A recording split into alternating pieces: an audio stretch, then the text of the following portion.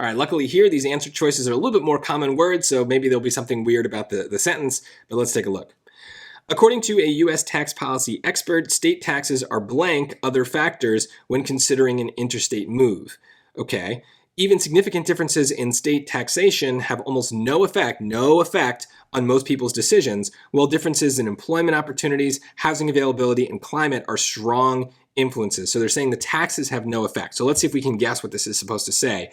According to a U.S. tax policy expert, state taxes are, I would say something like less important, right? Less important, has no effect. So it's less important than these other things, housing, job, and climate. So let's see if there's something that matches with that. Well, consistent with is the opposite, right? Consistent with other factors. No, they're purposely ranking these things and saying that taxes are less important. So no, that doesn't make sense. Representative of, honestly, these two have the same meaning.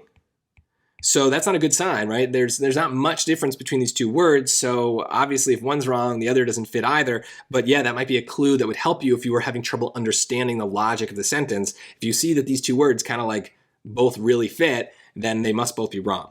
Now, overshadowed by seems to make sense, right? If something overshadows something else, it's a way of talking about its importance. Something is more important, so it overshadows something that's less important. So the taxes are overshadowed by other factors. So that's good because not only are we using the right word, but we're putting it in the right order. The taxes are overshadowed, right? If it flipped it and it kind of said something like the taxes are overshadowing other factors. Now that's changing it so that the taxes are more important. So those are tricky things that might matter. So this is probably the right answer.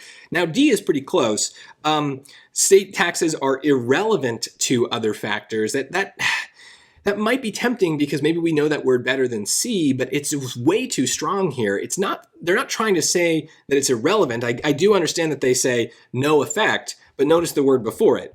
Almost no effect, right? It's leaving a little wiggle room. It has some importance.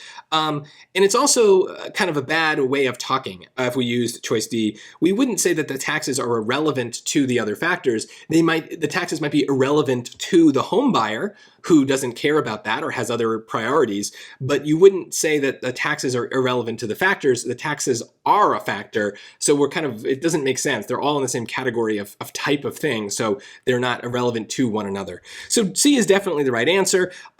This is a good example though of what the SAT often does is they repeat themselves in these little paragraphs. So it's not like we're coming up with this answer out of nowhere. We're looking at some other clue and then using that to pick the right answer choice.